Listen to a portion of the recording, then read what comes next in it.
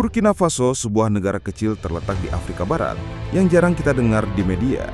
Tapi dari negeri sunyi ini muncul seorang pemimpin muda yang mengguncang dunia, Ibrahim Traoré.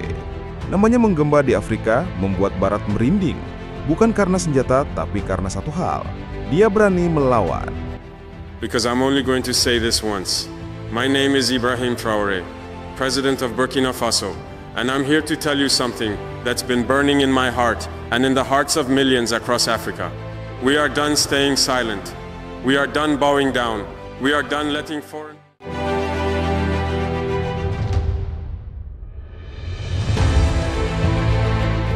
Kapten Ibrahim Traoré, pemuda tangguh berusia 37 tahun, lahir 14 Maret 1988 di wilayah Kera Bondokui, Burkina Faso.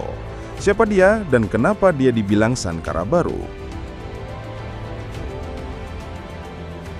Ibrahim Traoré adalah seorang kapten militer yang menjadi presiden di Burkina Faso sejak tahun 2022 dan ia salah satu pemimpin termuda di dunia.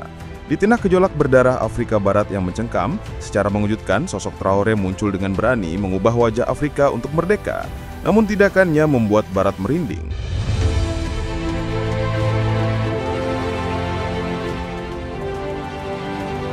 Traoré dikenal sebagai sosok Pan-Afrikanis muda yang menolak campur tangan Barat dan Prancis, mendorong kebijakan kedaulatan ekonomi nasional, memperkuat aliansi dengan Rusia, serta mengusir pasukan Prancis dari negaranya. Ia menjadi ikon populer di beberapa kalangan Afrika karena kampanye anti-neokolonialnya, meskipun pada waktu yang sama juga mengkhawatirkan pergeseran otoritarianisme dan meningkatnya ketegangan keamanan di Burkina Faso, yang kini pemerintahnya hanya mengontrol kurang dari 50% wilayah nasional.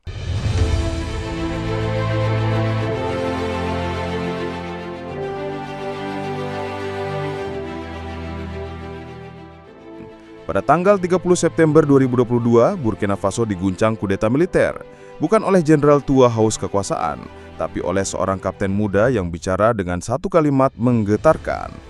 Cowardice encompasses many vices. A coward is always afraid. And when we are afraid, we become slaves. We yield. Rakyat kita tidak boleh hidup dalam ketakutan. Keamanan dan martabat adalah hak dasar yang tak bisa ditawar, ujarnya. Saat itu rakyat bersorak, bukan karena kekuasaan berubah tangan, tapi karena akhirnya ada yang berani melawan dominasi asing, terutama dari sang penjajah Prancis. Traoré bukan hanya pemimpin yang tegas dan berani, ia adalah simbol perlawanan yang menjelma jadi bayangan Thomas Sankara, revolusioner legendaris yang dikenal sebagai Che Guevara dari Afrika. Traoré mengusir pasukan Prancis, memutus hubungan diplomatik, mengundang Rusia dan mengambil alih tambang asing, mewajibkan saham untuk negara, menuntut transfer teknologi dan pelatihan dari semua perusahaan asing. Inilah wajah baru pemimpin Afrika yang tak gentar menghadapi tekanan internasional. Namun Traoré juga tahu di era digital kekuatan bukan cuma di senjata, tapi di narasi. Ia menggunakan media sosial, Facebook, TikTok, YouTube untuk menyampaikan pesan-pesan revolusionernya. Bahkan videonya dilengkapi animasi AI, bendera Pan-Afrika, potret Sankara, dan slogan anti-kolonialisme semua muncul sebagai bagian dari strategi membangun citra pahlawan pembebasan. Hasilnya, dukungannya meluas di kalangan diaspora Afrika, disambut generasi muda, jadi ikon digital perlawanan global. Traoré telah mengguncang status quo.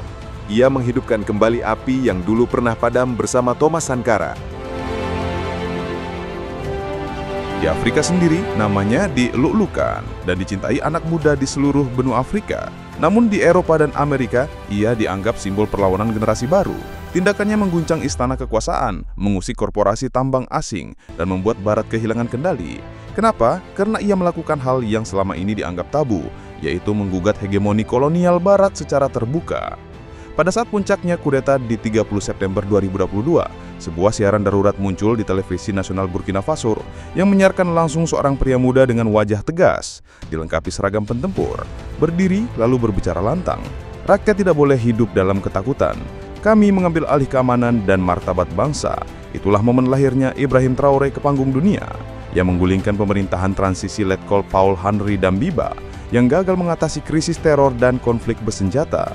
Tapi ini bukan sekedar kudeta. Ini adalah akumulasi kekecewaan rakyat. Di belakang Traoré berdiri generasi muda militer dan sipil yang sudah muak akan kondisi negara, muak dijajah secara ekonomi, muak bergantung pada bantuan luar negeri, dan muak pada elit lokal yang selalu tunduk pada kekuasaan lama. Dalam berbagai pidatonya, Traoré terus menyuarakan satu hal, kemerdekaan sejati. Afrika takkan pernah merdeka jika terus menggantungkan nasib pada belas kasihan penjajah lama. Kutipan legendaris dari Thomas Sankara yang kini hidup kembali lewat Traoré. Bagi banyak orang, dia bukan cuma pemimpin militer. Dia adalah simbol kelahiran kembali semangat Sankara. Negara-negara berkembang di dunia ikut menyimak. Apakah Traoré adalah pemantik gerakan global selanjutnya? Tapi revolusi tak cukup dengan hanya semangat ataupun pidato. Traoré menyadari Burkina Faso masih menghadapi banyak tantangan besar. Wilayah Nortal masih dikuasai militan bersenjata. Ekonomi nasional masih lemah hanya bergantung pada ekspor emas dan kapas. Demokrasi masih abu-abu. Transisi sipil belum jelas. Meskipun dia menjadi aratan besar rakyat Burkina Faso, Traoré tetap dikritik oleh banyak pihak. Ia harus membuktikan apakah perjuangannya sungguh-sungguh untuk rakyat atau hanya romantisme revolusi belaka. Bahkan Presiden Prancis Emmanuel Macron menyindirnya dan menyebutnya bagian dari aliansi barbar antara pan-Afrikanisme dan neo-imperialisme Rusia. Barat pun cemas karena Traoré bukan sekedar kapten militer. Dia adalah tanda perubahan besar di Afrika, dan Afrika tak lagi tunduk. Kini Afrika menegosiasikan ulang posisinya di dunia. Jadi, apakah Ibrahim Traoré akan dikenang sebagai Thomas Sankara? Atau akan terjatuh dalam lubang yang sama, yaitu kekuasaan absolut, janji kosong, dan mimpi revolusi yang menguap? Jawabannya belum sekarang, tapi satu hal pasti, Traoré telah membuka jalan untuk pertanyaan yang selama ini dibungkam. Itu siapa yang sebenarnya berhak menentukan masa depan Afrika? Rakyat Afrika kah? Penjajah kah? Apakah Afrika akan terus jadi ladang eksploitasi global? Atau justru bangkit sebagai kekuatan baru dunia? Bagaimana menurutmu? Apakah Ibrahim Traoré akan dikenang sebagai pahlawan atau sebagai diktator abad ke-21? Tulis pendapatmu di kolom komentar dan jangan lupa follow Popular Saga untuk kisah sejarah dan kekuasaan yang bikin melek geopolitik dunia. Terima kasih sudah menonton.